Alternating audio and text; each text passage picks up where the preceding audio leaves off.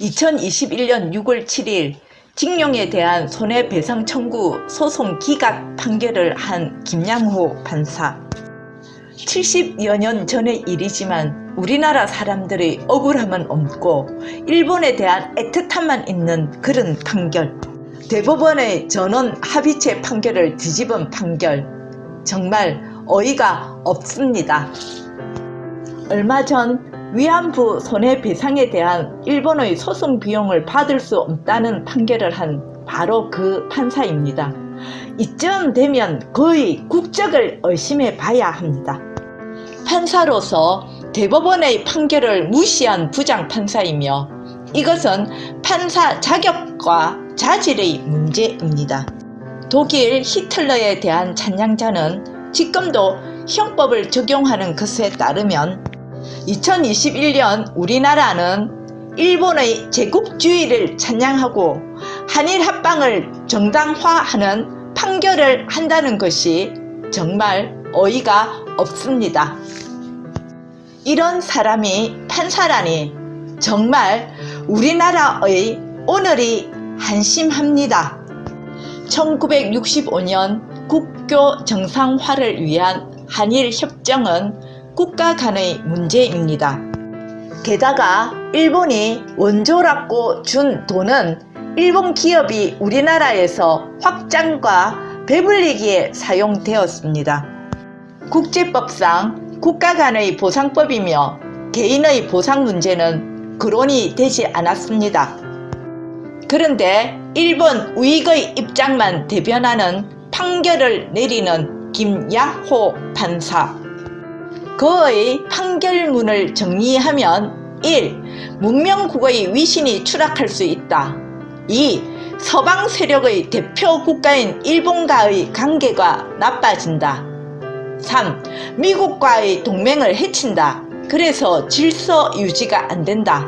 4. 독도 위안부 강제징용의 국제재판에 이겨도 아무런 이익이 없다. 5. 한국의 발전에 일본의 기여가 크다 입니다. 이게 정말 말이 되는 소리입니까? 김양호가 판사이지 그가 역사학자입니까? 정치가입니까? 정말 어이가 없습니다. 우리나라가 문명국이라는 위신이 김양호, 당신 너 때문에 추락하는 것이다. 너 일본의 간첩이냐? 서울대학교를 일본에 장학금 받고 다녔냐? 너 같은 판사가 있어서 우리의 역사의식이 이 모양이다 라고 말하고 싶습니다. 그에게 판결을 받은 다른 사건의 사람들은 어떤 판결을 받았을까요?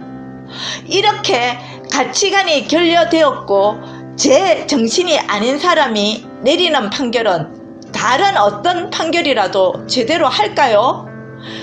그의 판결에 다른 억울한 사람은 없을까요?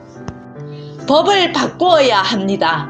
독일처럼 우리도 일제 찬양자를 형법으로 처벌할 수 있는 법을 만들어야 합니다.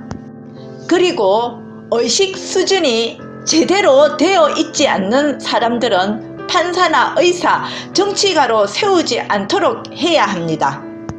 위안부와 강제징용자의 어르신들의 아픔과 눈물은 우리 역사의 아픔이며 민족의 순환입니다.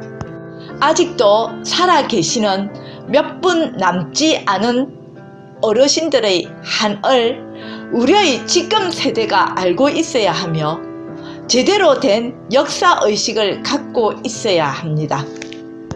독일과 유럽은 히틀러의 만행을 되돌아보며 역사의식을 고취하는데 우리나라는 판사가 일본 우익의 친일 판결을 하는 것이 정말 너무 답답합니다.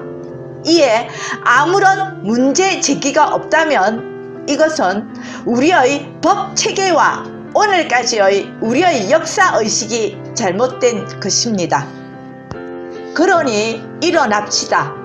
김양호 그를 판사로서 탄핵하고 변호사나 그 밖에 어떤 혜택이나 권리도 누리지 못하게 해야 합니다.